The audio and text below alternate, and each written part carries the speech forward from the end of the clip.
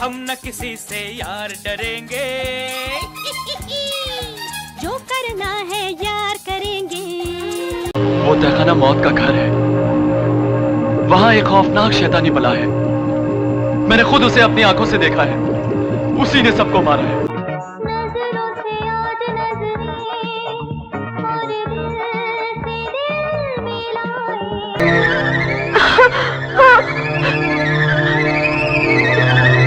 Ramsay brothers की horror film तहखाना के दो हीरोज में एक थे हेमंत बिरजे, लेकिन फिल्म के दूसरे हीरो कामरान रिजवी के बारे में जानने के लिए फिल्म प्रेमी आज भी उत्सुक है। उन्होंने ज़्यादा फिल्म तो नहीं की है, लेकिन उनकी अधूरी या बंद पड़ी फिल्मों की लिस्ट काफ़ी लंबी है। कामरान की दुखद और असामयिक मौत से पहले रिलीज़ हुई उनकी चंद फिल्मों में से उनकी पहली फिल्म तहखाना को छोड़कर बाकी सभी फिल्में या तो फ्लॉप थी या सुपर फ्लॉप थी। कामरान रिजवी को दर्शक आज भी रामसे ब्रदर्स के बी ग्रेड हॉरर फिल्म तहखाना के लिए याद करते हैं, लेकिन उनकी बंद पड़ी या शेल्फ्ड फिल्मों की स्टार कास्ट और बजट को देखते हुए ऐसा लगता है कि अगर उनकी अधूरी रह गई कुछ फिल्में पूरी होकर रिलीज हो जाती तो उनका फिल्मी करियर कुछ और हो सकता था।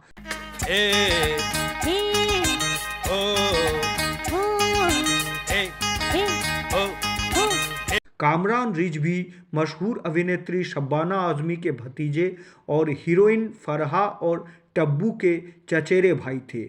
कामरान ने अमेरिका की रूजवेल्ट यूनिवर्सिटी से पढ़ाई की। उस समय वो अमेरिका स्थित शिकागो के इंडो पाक सोसाइटी के एक मेंबर भी थे।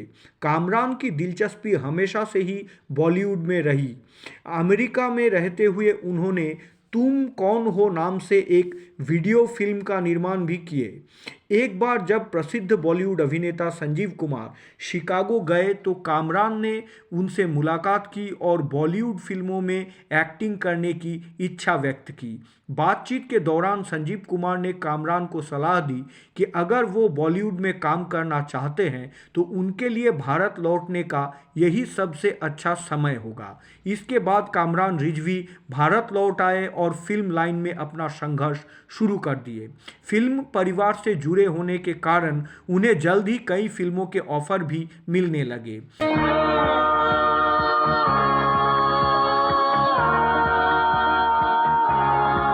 सन 1985 में मशहूर गीतकार और निर्देशक गुलजार साहब के सहायक मिराज ने कामरान रिजवी के साथ ही और एक न्यू कमर विक्की खान को अपनी फिल्म सरकार के लिए साइन किया। कामरान के विपरीत हीरोइन अनुराधा पटेल थी, लेकिन फिल्म बीच में ही अटक गई।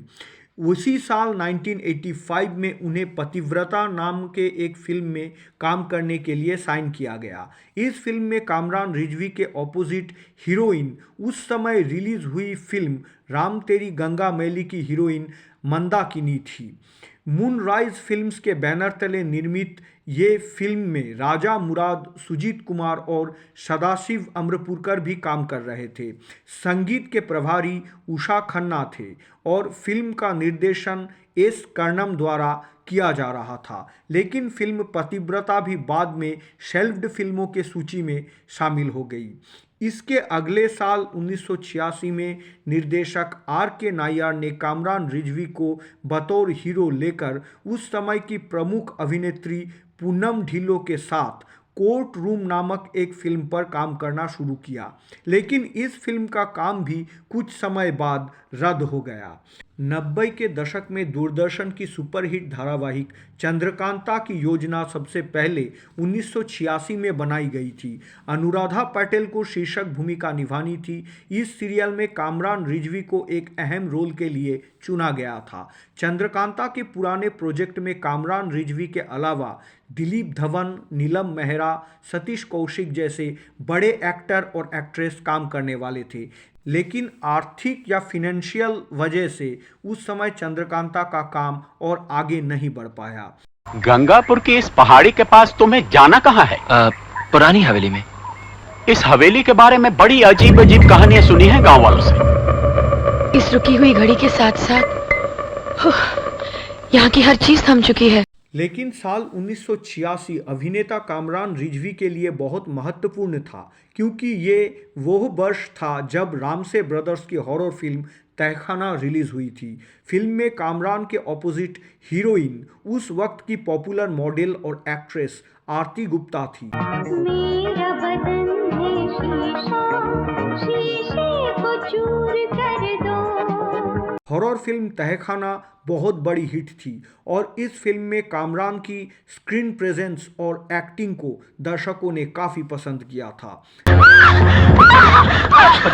उस खिड़की के पीछे एक खौफनाक हाथ, उसने मेरा हाथ पकड़ लिया। नजरों से आज नजरें और दिल से दिल मिलाए। इसके बाद न्यू कमर हीरोइन रोशनी और कामरान को लेकर सनम साथ ना छोड़ो नामक फिल्म शुरू की गई थी, लेकिन अफसोस इस फिल्म का काम भी अधूरा ही रह गया। इसी दौरान कामरान का रिश्ता एक्टर कबीर बेदी की बेटी पूजा बेदी के साथ जुड़ गया। अब हो कुछ भी हाथ तुम्हारा छोड़ेंगे ना हाथों से, दुनिया वाले लाख दबाएं उंगली चाहे दांतों से। कई साल बाद 1989 में निर्देशक नरेंद्र गोयल ने गोयल फिल्म्स के बैनर तले चार कुंवारे नामक फिल्म पर काम करना शुरू किया, जिसमें कामरान हीरो थे। इस फिल्म में अन्य दो मुख्य कलाकार थे भावना बलसावर और सुधीर पांडे, और संगीत निर्देशक थे बीते जमाने के मशहूर संगीतकार रवि। लेकिन कुछ दिनों के शूटिंग के बाद फिल्म बंद हो गई। इसके अगले साल 1990 में भी कामरान रिजवी कुछ फिल्मों में काम कर रहे थे। इनमें से कुछ फिल्में अधूरी रह गई तो कुछ फिल्में रिलीज भी हुई थी। कामरान की इस साल 3 फिल्में रिलीज हुई, जिनके नाम थे दिन दहाड़े, पुलिस के घेरे में और अंधेर गर्दी। इनमें यश चौहान की पॉलिटिकल क्राइम थ्रिलर फिल्म दिन दहाड़े कहानी, पटकथा और अभिनय के लिहाज से एक अच्छी फिल्म थी। इस फिल्म की कहानी एन चंद्रा की फिल्म अंकुश की कहानी से काफ़ी मिलती जुलती थी। 1990 में उनकी जो फिल्में पूरी नहीं हुई, उसमें से एक फिल्म थी यारी यार का। इस फिल्म में कामरान रिजवी के साथ दूसरे हीरो थे मशहूर सिंगर महेंद्र कपूर के बेटे रोहन कपूर। फिल्म में दूसरे कलाकार थे रितु प्रिया, साधना सिंह, विक्की खान और सत्यन कप्पू। रचना पायल ने संगीत संभाला और राज वाधवन इस फिल्म के निर्देशन कर रहे थे। और एक दूसरे फिल्म का नाम था अंतिम उद्देश्य। फिल्म का निर्माण हसमुख फिल्म के बैनर तले किया जा रहा था, लेकिन आखिरकार इन दोनों फिल्मों से कोई भी फिल्म पूरी नहीं हो पाई। कामरान रिजवी की एक फिल्म मैं हूँ शेरनी उनके मौत के बाद साल 1992 में रिलीज हुई थी। इस फिल्म में कामरान ने जो किरदार निभाया था उसका नाम था इंस्पेक्टर अमर वर्मा। 31 मई 1990 को पारिवारिक और संपत्ति विवाद को लेकर कामरान रिजवी की उसके सौतेले भाई जुल्फिकार ने बड़ी बेरहमी से हत्या कर दी। कामरान रिजवी की मर्डर के पीछे एक बहुत बड़ी और जटिल पारिवारिक समस्या और नज़रिया था। कामरान के बचपन के दौरान उनके पिता ने उनकी मां को तलाक दे दिया और अभिनेत्री फरहा और तब्बू की मां की बहन से शादी कर ली। कामरान की नई सौतेली मां की एक और विधवा बहन थी। उस विधवा का जुल्फिकार नाम का एक बेटा और जैस्मीन नाम की एक बेटी थी।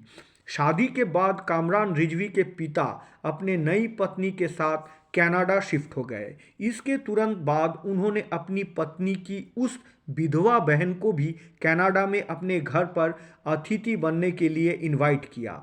उस विधवा महिला के अमेरिका आने के बाद कामरान के पिता ने उनसे भी शादी करने की इच्छा जताई, लेकिन वो विधवा के बेटे जुल्फिकार अब्बास मिथवानी और बेटी जैस्मीन दोनों ने कामरान के पिता की अपनी मां से शादी पर कड़ी आपत्ति जताई। यहाँ तक कि महिला की बेटी जैस्मीन ने भी इस शादी पर आपत्ति जताते हुए एक साथ बहुत सारी नींद की गोलियां खा ली। ये जुल्फिकार अब्बास मिथवानी बहुत ही गुस्सेल, बददिमाग और हिंसक मानसिकता का व्यक्ति था। वो कामरान के पास सीधा चला गया और कामरान से उसके पिता को इस शादी से रोकने के लिए कहा। लेकिन कामरान रिजवी ने जुल्फिकार अब्बास को साफ तौर पर स्पष्ट कर दिया कि उसका अपने पिता पर कोई नियंत्रण नहीं है और वो इस शादी को रोकने के लिए कुछ भी नहीं कर सकते हैं। फिर चीज़ों और घटनाओं ने अलग मोड़ ले लिया। जुल्फिकार की विधवा माँ ने कामरान के पिता से ही शादी कर ली और कनाडा से भारत लौट आई। जुल्फिकार ने एयरपोर्ट पर अपनी माँ को रिसीव किया और उन्हें सीधा अस्पताल ले गया जहां उनकी बहन का इलाज चल रहा था। अपने माँ को अस्पताल में छोड़कर जुल्फिकार एक बड़ा सा खंजर लेकर सीधा कामरान के पास वापस लौट आया। वहां जुल्फिकार अब्बास मिथवानी और कामरान रिजवी के बीच पारिवारिक और संपत्ति के मामले पर तीखी नोकझोंक हुई। इसके बाद कामरान के घर के सामने ही जुल्फिकार ने अचानक कामरान पर खंजर से वार कर दिया, जिससे कामरान रिजवी की मौके पर ही मौत हो गई। जल्द ही जुल्फिकार अस्पताल लौट आया और अपनी माँ और बहन के साथ हैदराबाद के लिए रवाना हो गया। घटना के तुरंत बाद पुलिस जुल्फिकार को गिरफ्तार करने में कामयाब रही। फिल्म प्रेमी कामरान रिजवी को हॉरर मूवी तहखाना के हीरो के रूप में हमेशा याद रखेंगे। आनंद एंटरटेनमेंट परिवार के तरफ से कामरान रिजवी को श्रद्धा और सलाम अर्पित किया जाता है।